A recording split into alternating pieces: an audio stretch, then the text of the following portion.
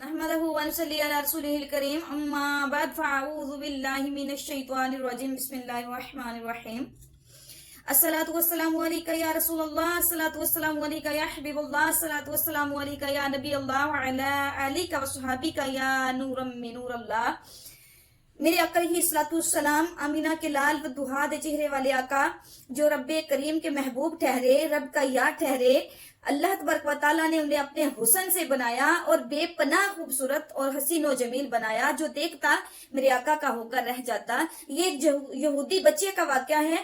یہودی بچہ جو میرے آقا علیہ السلام کو دیکھتا، مسجد نبوی سے ہر روز گزرتا، بکریاں چرانے کے لیے جاتا، جب میرے آقا علیہ السلام کو دیکھتا تو میرے آقا کو دیکھتا ہی رہتا۔ ایک دن دیکھا، 2 دن دیکھا، 3 دن دیکھا، اس کے دل میں آقا علیہ السلام کی محبت پیدا ہو گئی، وہ میرے آقا کے عشق میں تڑپنے لگا، میرے آقا کے عشق میں تڑپنے لگا۔ اسی اثناء میں آقا سے محبت کر بیٹھا تھا اور اسی اثناء میں بیمار پڑ گیا۔ ماں باپ نے ہر طبیب کو دکھایا، ڈاکٹر کو دکھایا، لیکن کسی کے پاس اس کا علاج نہ تھا، کسی کے پاس بھی اس کا علاج نہ تھا۔ ایک دن اس کا آخری وقت قریب آ گیا، اپنے ماں باپ سے کہنے لگا، اپنی ماں سے کہنے لگا، امی جان میرا علاج ڈاکٹروں کے پاس نہیں ہے، میرا علاج طبیبوں کے پاس نہیں ہے، میرا علاج اللہ کے محبوب آمینہ کے لال محمد مصطفیٰ صلی اللہ علیہ وسلم کے پاس ہے۔ میں آقا علیہ السلام مسلمانوں کے نبی سے محبت کر بیٹھا ہوں، امی جان میرا آخری وقت قریب ہے، میں چاہتا ہوں آقا علیہ السلام مجھ سے ملیں، میں ان کا انتظار کر رہا ہوں۔ بیوی باہر بھاگتی ہوئی آئی، اپنے شوہر سے کہنے لگی کہ میری بات سنیے، ہمیں اپنے بچے کی بیماری کا پتہ چل گیا، میرا بیٹا مسلمانوں کے نبی سے محبت کر بیٹھا ہے، وہ مسلمانوں کے نبی کے دیدار کے لیے تڑپ رہا ہے، خدا را جائیے آقا علیہ السلام کو، آمینہ کے لال کو، وہ دہا کے چہرے والے آقا کو، رب کائنات کے محبوب کو بلا کر لائیے۔ وہ یہودی کہنے لگا،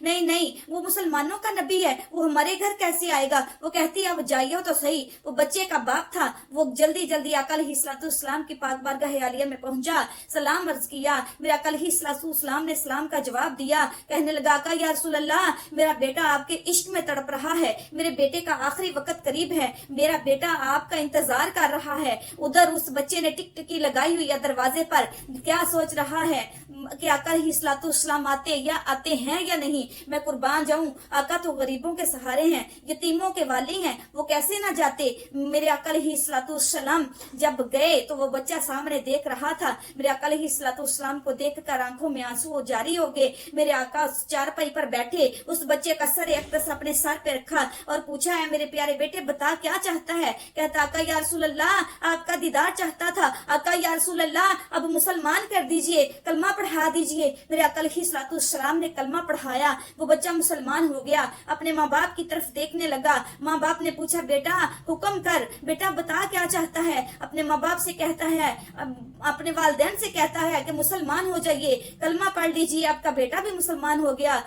تو اس والدین نے کلمہ پڑھا اور مسلمان ہو گئے۔ ادھر وہ بچہ خالق حقیقی سے جا ملا۔ میں قربان جاؤں، وہ بچہ جس نے کلمہ پڑھا جو یہودی تھا، میرے آقا علیہ السلام اسے مسلمان کر رہے ہیں، نہ قرآن پڑھا نہ نماز پڑھی، صرف آقا کے عشق میں آ کر کلمہ پڑھ کے مسلمان ہوا، اور آخری وقت جب آ گیا اس دنیا سے وہ رخصت ہو گیا، خود آقا علیہ السلام نے غسل دیا، خود کفن پہنایا، خود میرے آقا علیہ السلام جب اس کا جنازہ لے کر جا رہے تھے تو میرے آقا علیہ صحابہ کرام فرماتے ہیں کہ ہم کیا دیکھتے ہیں، آقا علیہ السلام پب کے بل چل رہے ہیں، ایڑیاں اٹھائی ہوئی ہیں۔ صحابہ کرام نے پوچھا آقا یا رسول اللہ صلی اللہ علیہ وسلم کیا بات ہے، آپ نے یہ پب کیوں اٹھائے ہیں، پب کے بل کیوں چل رہے ہیں؟ آقا علیہ السلام نے فرمایا اے میرے صحابہ، اس بچے کے جنازے میں اتنے فرشتے آئے ہوئے ہیں کہ زمین پر جگہ رکھنے کی، پاؤں رکھنے کی جگہ نہیں ہے۔ میں قربان جاؤں، وہ بچہ جس کی نماز جنازہ آقا علیہ السلام نے پڑھائی،